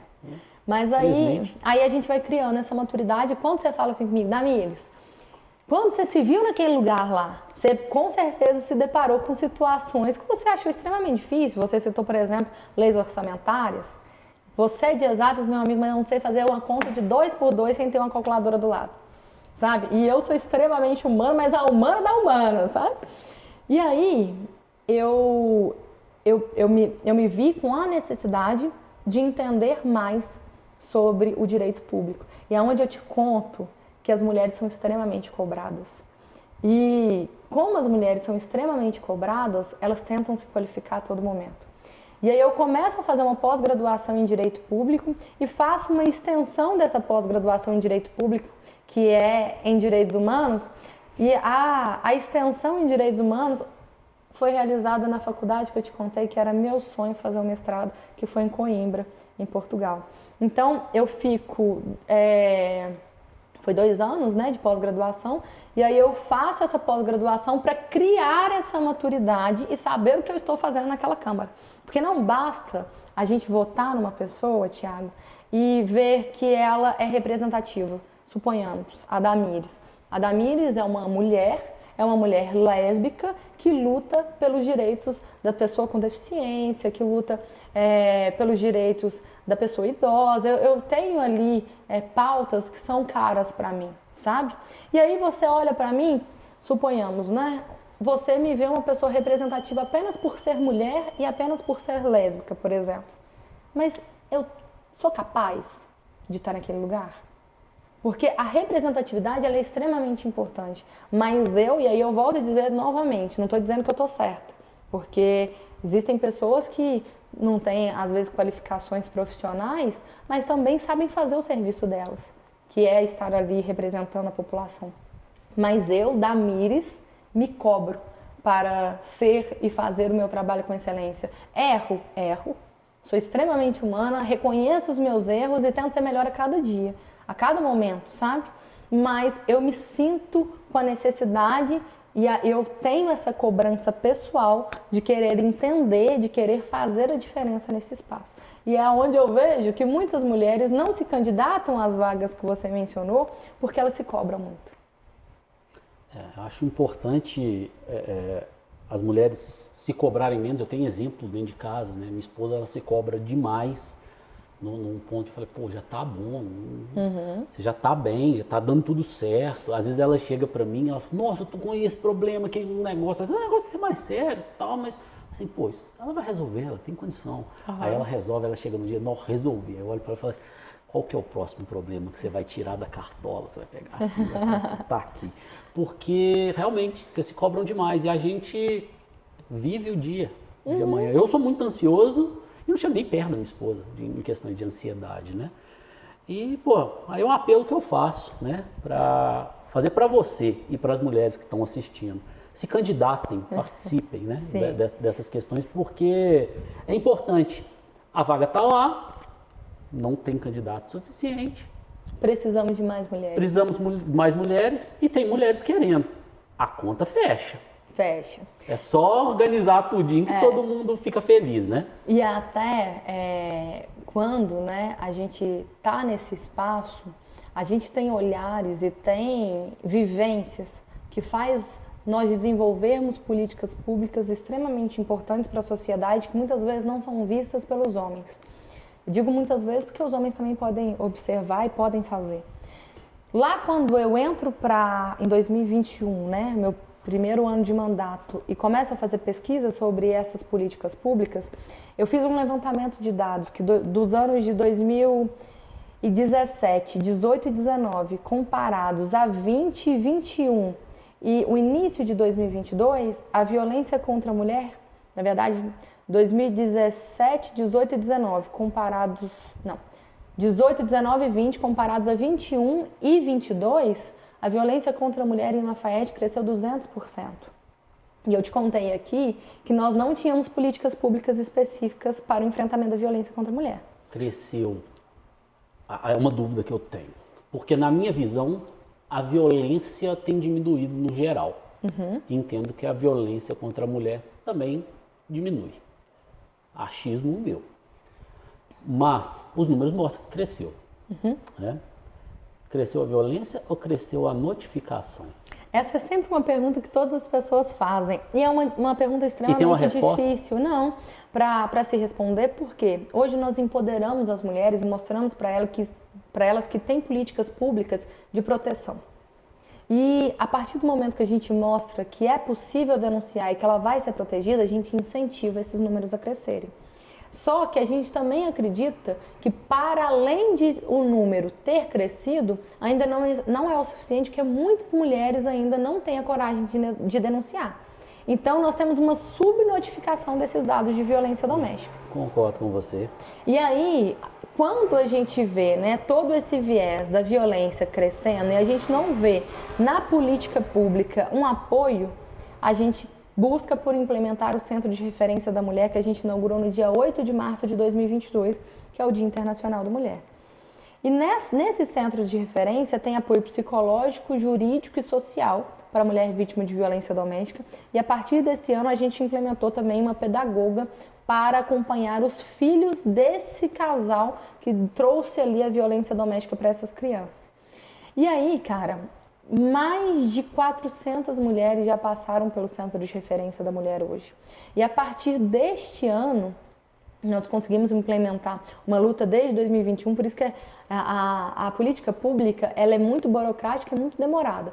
Eu estou desde 2021 já encaminhado desde 2021, emenda impositiva, emenda parlamentar, dinheiro para fazer a política pública acontecer, e eu só consegui efetivar ela no final do ano de 2024, começando a ser executada no dia 1º de janeiro de 25. Olha para você ver, 4 anos para implementar uma política pública. Que é a casa-abrigo para a mulher que está com risco de morte, não tem para onde ir. Hoje ela tem um lugar seguro e sigiloso para ir juntamente com os filhos, se forem menores. Porque esse é um ponto que eu falei que a gente ia chegar, né? E chegamos, né? Eu insisto em dizer, os números estão diminuindo, porque eu acredito que a mulher ela está se colocando mais no mercado de trabalho, ela é menos dependente do homem do que era no passado, né? Ela tem menos filhos, então é mais fácil ela sair de casa, mas ainda tem muito caso, né, de mulher que é dependente do cara, o cara tem uma posição de agressor, aí ela, poxa, vou sair para onde, né? É uma situação extremamente complexa, né? E quando a gente comentou aqui, né, poxa, eu defendo quando a mulher ela quer ser dona de casa. Aí eu falei, é arriscado. Aí é a parte que eu chego nesse ponto. Eu acho maravilhoso ver minhas avós, né, com os netos, com coisa, ela foi só dona de casa. Até, inclusive, uma das minhas avós foi professora, ela trabalhou, né? Ela é uma exceção da exceção. Naquela região ali do Caeté, todo mundo teve aula com minha avó. Qualquer um que você perguntar, ela conhece minha avó. Mas a outra não, ela foi dona de casa a vida inteira, né? Eu lembro quando meu avô faleceu, ela chegou para mim, eu fui o primeiro que chegou lá, né? Porque minha mãe me ligou, eu tava com meu avô no hospital, eu falei, vou para casa da avó. Aí fui para casa da avó, fiquei lá, como é que vai ser, meu neto? Eu falei, a senhora não vai ter que mais levar prato de comida pro vô, a senhora vai viver a vida da senhora agora, né? É isso aí. E ela teve uma vida muito boa lá do meu avô, apesar de ser uma criação muito ainda aos moldes antigos, mas teve uma vida boa. E ótimo, mas e quem não tem? Como que essa mulher, que é extremamente dependente de um cara, como que ela sai? Aí você chegou nesse ponto, achei interessante.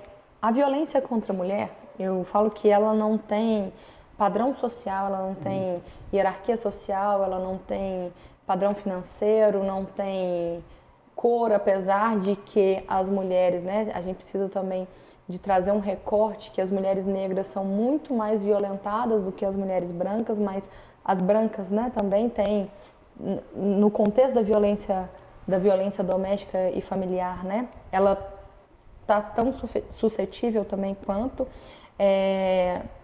Então, assim, não tem escolaridade, E esse retrato da violência contra a mulher, que está lá na Lei Maria da Penha, né, a 11.340 de 2006, no artigo 7º, está dizendo que nós temos 5 tipos de violência doméstica. A violência física, que a gente não precisa explicar, que ela é visível, né? Você vê a mulher com o olho roxo, uma violência física. A violência psicológica, que para mim é a pior violência, porque ela não deixa marcas visíveis, mas deixa marcas muitas vezes eternizadas naquela mulher, e para ela é muito difícil primeiro reconhecer que está num ambiente violento e depois sair dessa violência. Tanto é que nós já vimos, inclusive, várias pessoas de poder aquisitivo alto, de poder intelectual alto, que não conseguem sair da violência exatamente por ter uma dependência emocional com o agressor. A violência patrimonial, que diz respeito principalmente ao patrimônio da vítima, suponhamos o meu cartão onde eu recebo o meu salário, suponhamos que o meu esposo ou a minha esposa, porque a lei também acoberta os casais homoafetivos, e agora teve uma recente alteração dos casais entre homens, né, os casais gays e os casais trans, para homens também, porque a mulher trans já era cobertada anteriormente pela Lei Maria da Penha. Vai e pega o meu cartão onde eu recebo salário e controla o meu salário. Eu trabalho muito com meu notebook, vai e detém meu notebook, detém meus documentos pessoais. Isso é uma violência patrimonial. Nós temos a violência moral, que está elencada ali no Código Penal, que é a injúria, a calúnia e a difamação. E a violência sexual, que muitas vezes as pessoas acham que é apenas o estupro, a violência sexual, mas não. A violência sexual é todo o contexto de satisfação sexual do agressor para, de alguma maneira, constranger a vítima. Suponhamos, né, a pessoa obriga ou não a mulher a ter uma relação sexual sem camisinha. Isso é uma violência sexual, por mais que ela queira realizar, né, o ato sexual, sem camisinha é uma violência sexual. Obrigar a pessoa a assistir um vídeo pornográfico, por exemplo, é uma violência sexual. No carnaval tem uma campanha, né, não é não. E a partir do não já é um assédio. Então também é uma violência sexual. Então esses 5 tipos de violência contra a mulher, que tem vários exemplos, é uma questão extensiva, as situações, né, que vai ali muitas vezes controlar a vida daquela mulher, ela é muito difícil, sabe, Tiago, de uma mulher conseguir sair desse ciclo da violência. A Lei Maria da Penha, ela traz um ciclo que é a seguinte situação. Existe o momento ali do ato da confusão, da briga, né, da discórdia, o ato violento, aí depois tem o arrependimento, a negação da violência, o pedido de desculpas falando que a pessoa vai mudar, que não vai acontecer nada disso, e depois vem de novo o ato violento. Aí tem a fase da lua de mel, que eles vivem bem durante um período, aí faz o ciclo todo de novo. Porque ninguém fica 24 horas sob porrada, não. Existem os momentos bons de um relacionamento, sabe? E para uma mulher ver que ela está dentro de um contexto de violência e ela precisa sair desse ato de violência, cara, é muito difícil. É muito difícil. E aí tem 2 vieses que nós precisamos de fomentar e melhorar, que é o contexto social. Muitas vezes eu tenho lá no escritório ou até recebo no gabinete uma mulher que está sem apoio familiar, sem apoio de amigos, nenhum. Porque se um homem já coloca comida dentro de casa e não falta nada para ela, ele já é um ótimo marido. Independente de bater nela, independente de cometer algum tipo de violência ou não.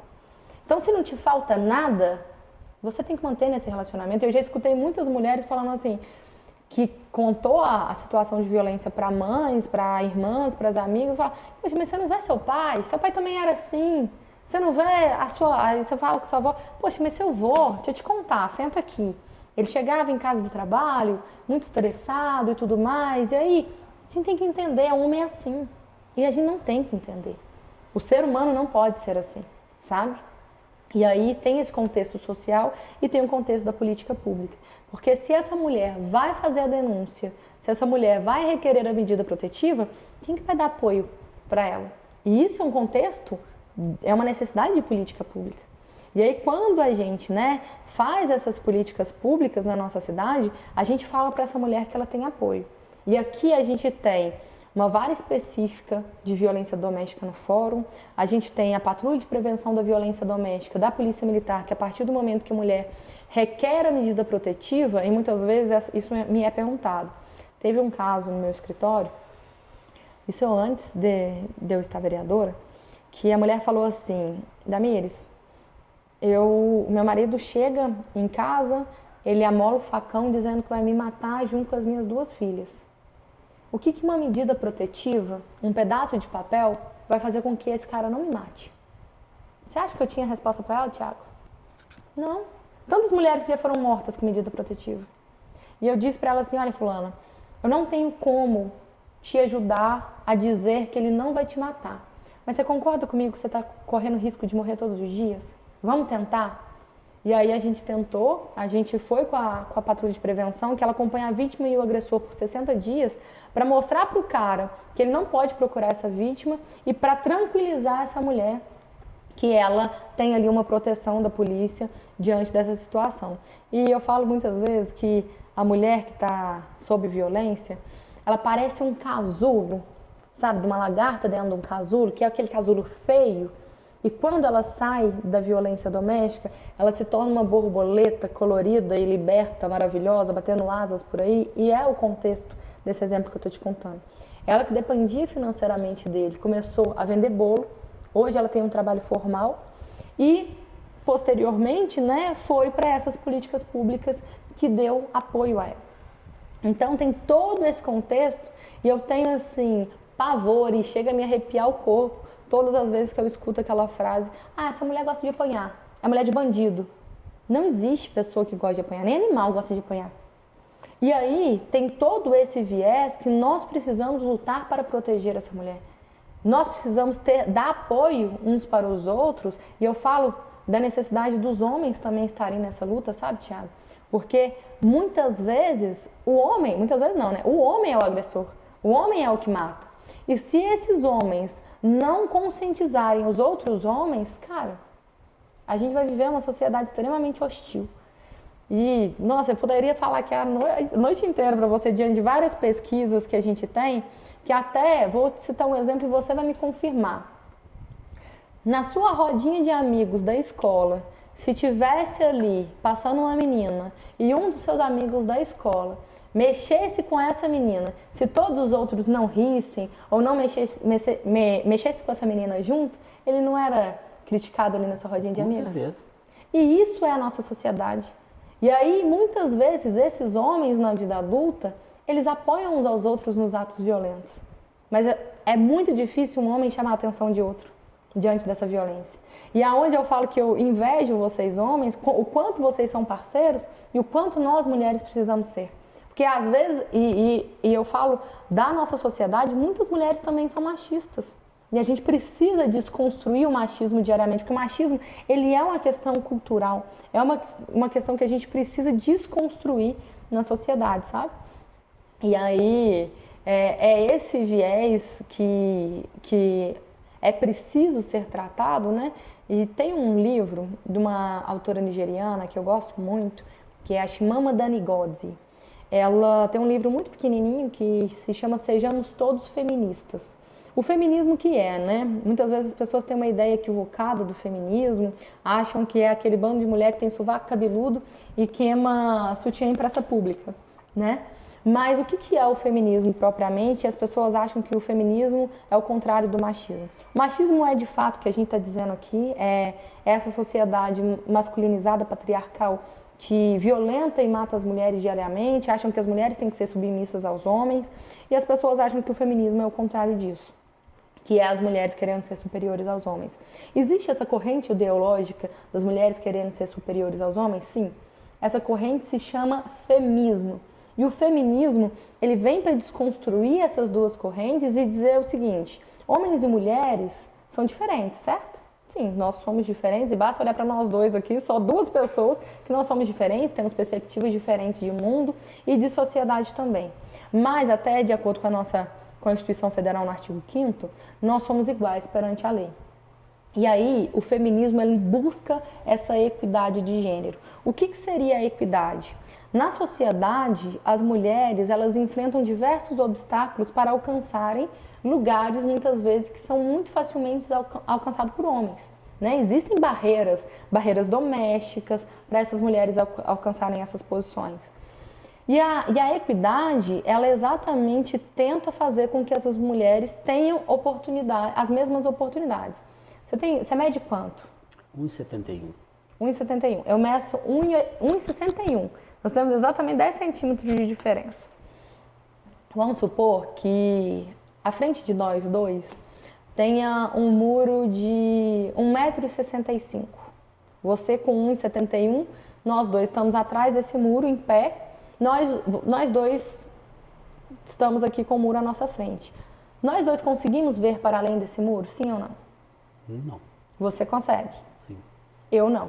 Nós estamos em pé de igualdade, certo? Nós dois estamos em pé. Se eu subo num banquinho de 10 centímetros, eu vou ter 1,71 m igual a você. Agora nós dois estamos vendo para além desse muro? Sim. Isso é equidade. É tratar os iguais como iguais e os diferentes como diferentes para terem as mesmas oportunidades na sociedade. E por isso que a Chimamanda, ela traz esse livro, né, que é muito curtinho, depois se você tiver curiosidade de ler, que é Sejamos Todos Feministas, exatamente para que homens e mulheres sejam feministas e tragam essa equidade na sociedade. E lá na página 57, sei lá, 50 e poucas, ela fala assim: a cultura não faz as pessoas fazem a cultura. E se uma humanidade inteira de mulheres não faz parte da nossa cultura, nós temos que mudar a nossa cultura. Eu disse aqui diversas vezes no nosso bate-papo que nós vivemos uma cultura machista e patriarcal. Mas ela diz exatamente uma coisa extremamente interessante: quem faz a cultura somos nós. A cultura não faz as pessoas, são as pessoas que fazem a cultura. E se uma humanidade inteira de mulheres não faz parte da nossa cultura, é responsabilidade minha, é responsabilidade sua, é responsabilidade de quem está nos assistindo de mudar essa cultura, sabe?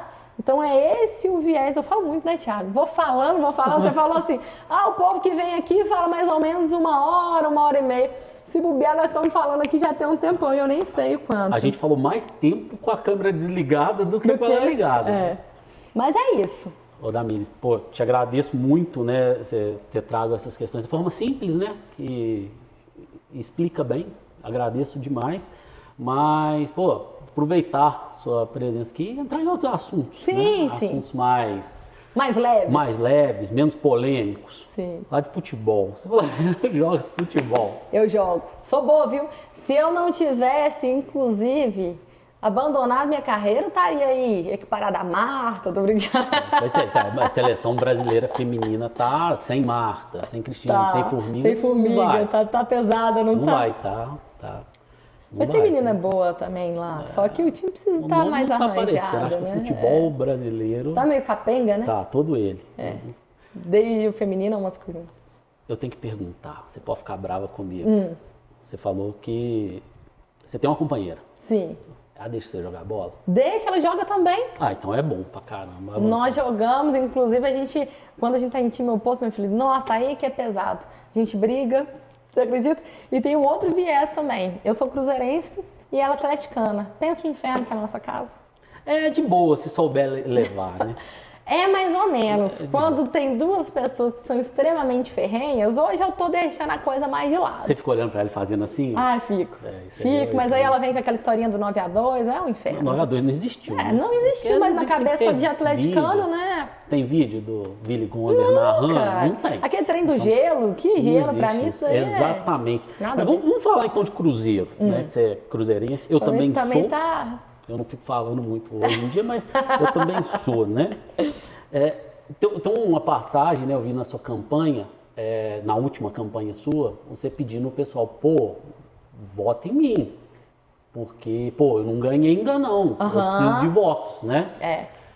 Ia ser muito mais legal se você fizesse igual o Dagoberto em 2014. Você lembra do Dagoberto em 2014? Lembro do Dagoberto, mas me conta o episódio de 2014. Que o Cruzeiro ganhou um jogo, o Cruzeiro precisava ganhar alguns jogos ainda para ser campeão, mas o Cruzeiro já estava com a mão na taça. Aí a repórter, né, chegou na beirada do campo, eu não lembro qual foi a repórter.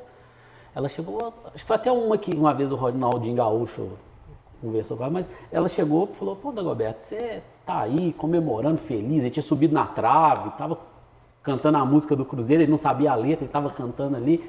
Você tá felizão aí, cara, mas...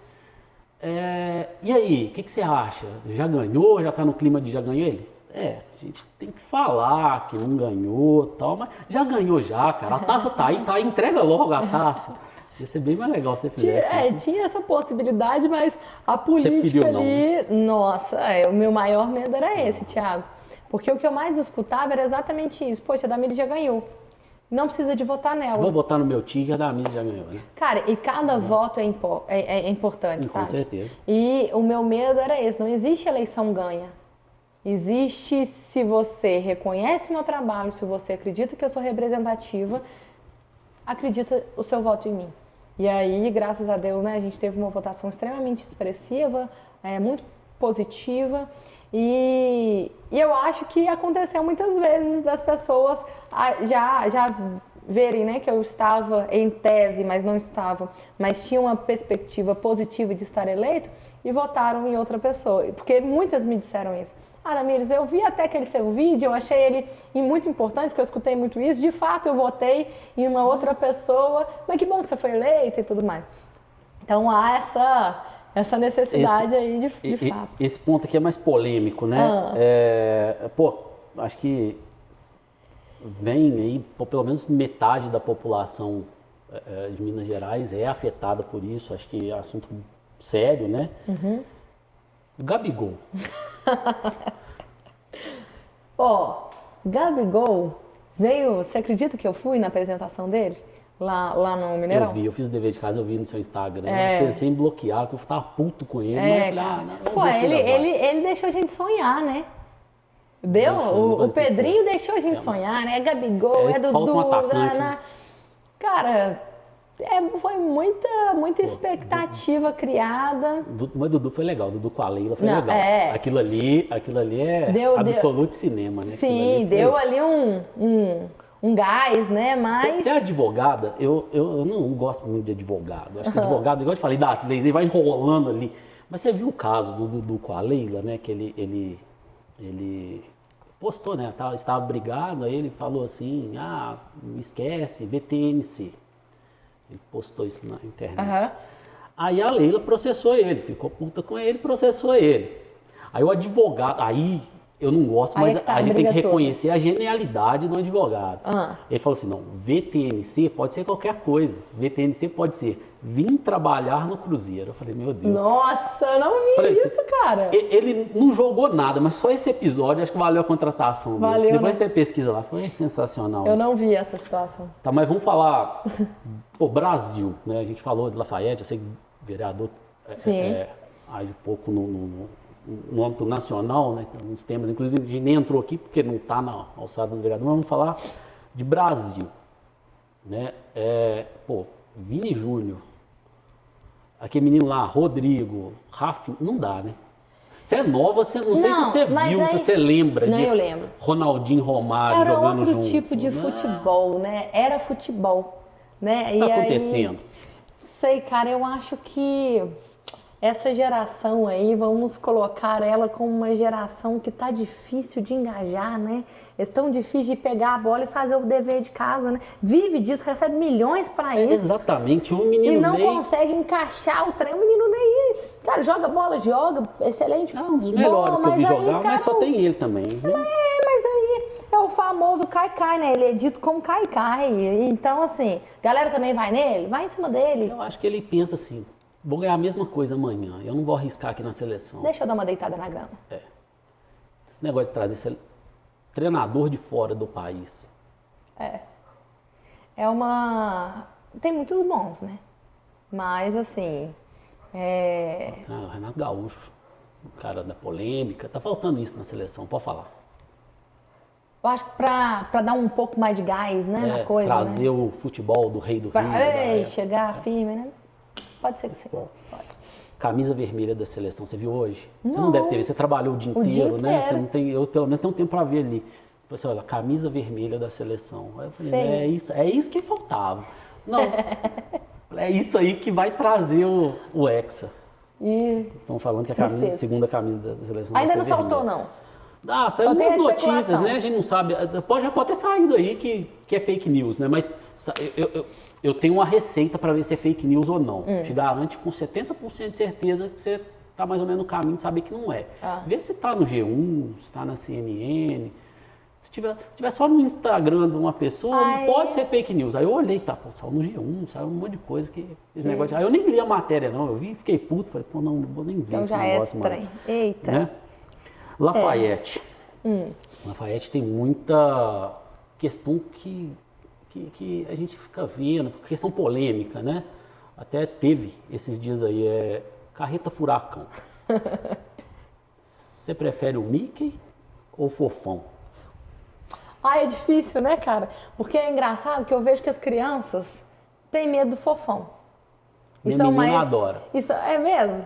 E às vezes eu vejo elas mais afetas ao Mickey, a Minnie ali, mas eu também adoro o Fofão. É um Mickey meio distorcido, né? Bem distorcido. Um Mickey meio da Deep Web, né? Meio torto na cabeça. Bem da Shine, assim, né? Dá um medo, né? Minha menina, eu levei ela, né? Minha esposa levou. Eu já levei outras vezes, mas dessa última vez foi minha esposa que levou. E uns dias antes eu tava andando com ela na rua, a gente passou pela carreta, ela ficou toda feliz, aí parou do lado do boneco assim, pai, quem que é esse? Aí eu olhei e falei, porra, é o Goku, essa menina não conhece o Goku, cara, vou devolver, velho. Nossa, vou devolver, não, não foi assim que eu pedi, né? Eu falei, não é possível. Eu falei, filho, é o Goku, depois eu vou te mostrar. Tá bom que eu não mostrei pra ela, depois eu tenho que mostrar pra ela. O Goku tem que mostrar, o Goku poxa, aí. Voltando aos assuntos sérios. Diga. Como que é a sua vida futura na política, né? Você pretende continuar sendo vereadora? Você pretende tentar ser deputada estadual, deputada federal? Eu gosto muito do viés legislativo, sabe? Quando a gente estava ali falando das políticas públicas, não tem nada que mais me dá gás, empolgação na vida do que uma política pública que eu construí impactar verdadeiramente a vida da população. Vou citar uma que pode parecer boba e quem está nos assistindo talvez pode não achar que impacta. Eu fiz um projeto de lei sobre o combate à pobreza menstrual em Lafayette, que é distribuir absorventes menstruais nos postos de saúde e nas escolas. A gente tem uma pesquisa também, né, isso é a nível nacional, sobre a pobreza menstrual, de uma grande evasão escolar no período que as meninas menstruam, e muitas mulheres, né, com condições hipossuficientes financeiras difíceis, não, se você falar assim, uma mulher que tem seus filhos, já tem uma grana extremamente curta, você acha que ela vai comprar absorvente ou comida? Comida, né? Então, assim, quando eu trago essa política pública e eu percebo quanto que ela impacta nas ruas, quando eu vou conversar e as mulheres falam, nossa, Damaris, você não tem ideia do quanto que aquele absorvente está fazendo diferença na minha vida? Cara, isso pra mim me dá muito gás. Quando a gente consegue, através de uma deputada federal, que é a Duda Salabert, 200 mil reais, implementa no Hospital São Vicente, coloca lá neuro, cardio, endócrino, pediatra.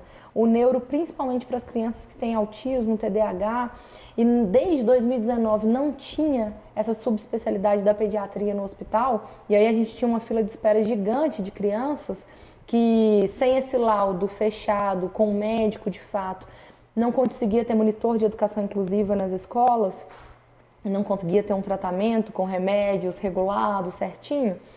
E eu chego nesse hospital e vejo uma fila para essas mães levarem seus filhos e elas choram me abraçando, falando que agora o filho dela vai ter uma condição de ter um diagnóstico. Cara, isso move minha vida, sabe? Isso move o meu propósito de estar ali.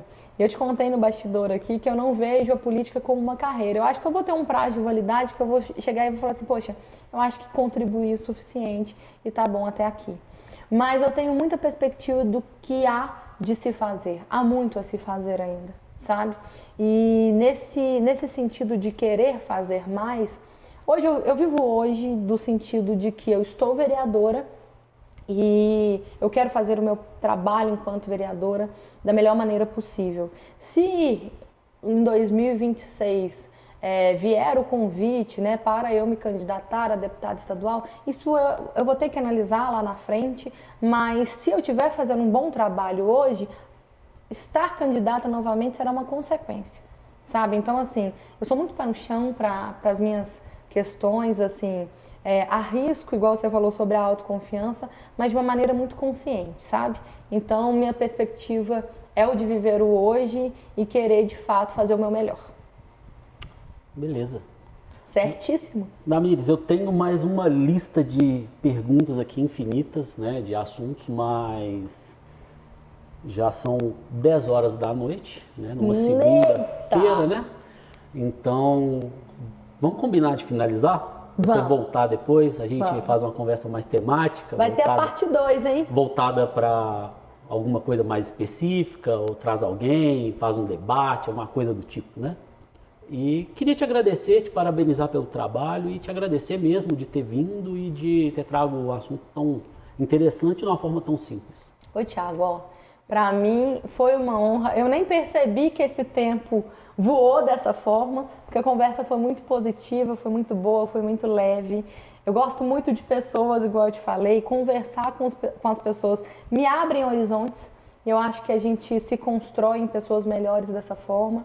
Obrigada por essa oportunidade de estar aqui no seu canal, que eu desejo muita prosperidade para avançar, para outras pessoas estarem aqui e cada dia mais você crescer, você abordar temas importantes para a sociedade. Espero, né, que eu tenha contribuído de alguma maneira para que essa prosperidade aconteça no seu canal. Agradeço as pessoas também que estão nos assistindo, que vão nos assistir. Inclusive, pessoal, se você gostou, né, Thiago? Poxa, manda para um amigo aí que você acha legal para valorizar o trabalho do Thiago, para conhecer também uma pessoa que está à frente das políticas públicas da nossa cidade, porque vocês precisam me fiscalizar, né? E eu estou aqui a serviço, sabe? Estou aqui para servir. O que tiver ao meu alcance, nós estamos aqui para construir uma sociedade melhor, mais justa, mais igualitária, com menos violência para todas as pessoas. E talvez posso finalizar com uma frase de Gandhi, que a gente tem que seja a luz que você quer ver no mundo, né? Seja a transformação que você quer ver no mundo e, de fato, que nós sejamos mais, né, a transformação que nós queremos ver. Obrigada. Eu que te agradeço. Muito obrigado. E obrigada pela cerveja, pela água. Nem bebeu direito. Ah, imagina. Ficou só representativo. Não, mas eu bebi, tava aqui, ó. Só que eu fui falando, aí acabou que não consegui mais, gente. Certo. Vamos fazer o after agora, né? Esqueci de falar, né? O papo foi tão bom que eu esqueci de falar, né? Tem um tema, eu gosto muito de música, então eu sempre peço para trazer um copo. E eu não consegui definir um copo para a Damires. Aí eu levei ela ali onde ficam os copos, para ela escolher um copo. Eu falei, escolhe um. Aí ela, como toda mulher, escolheu 2. Aí eu falei assim, esse aqui, não sei, igual comprando roupinha. As duas, aí pega as duas e leva as duas. Né? Mas ela escolheu copos interessantes, né? Eu acho que o primeiro, vou falar do primeiro aqui, né? Caetano e Bethânia. Caetano é chato, eu não sou muito fã. Minha esposa adora. Mas Maria Bethânia, para mim, aí perto de Elis, está entre as melhores cantoras brasileiras. Né? Eu já falei de Bethânia aqui já escolheram esse copo aqui. Eu escolhi, na verdade. E o outro é Red Hot Chili Peppers, né? Você escolheu porque você já foi skatista. Eu já tive uma vida aí no esporte. Eu falei da Marta aqui, mas se eu também tivesse seguido a minha carreira de skatista, eu e a Raíssa estaríamos ali nas Olimpíadas, batendo palha a palha, porque sem dúvida a gente traria mais medalhas para o Brasil. Tô brincando. Fechou. Então é isso, né? Eu sou fã de ambos, Caetano e Bethânia também. E são 2 copos bem legais. Obrigada por ter a oportunidade de escolhê-los. Beleza. E você aí, independentemente da sua posição política, ouça boa música. Pelo amor de Deus. Obrigado. Tamo junto, pessoal. Obrigada. Falou. Obrigada, valeu. Cara. Amei muito. Valeu, viu? Amei estar aqui. Obrigada mesmo. Foi muito legal. Muito.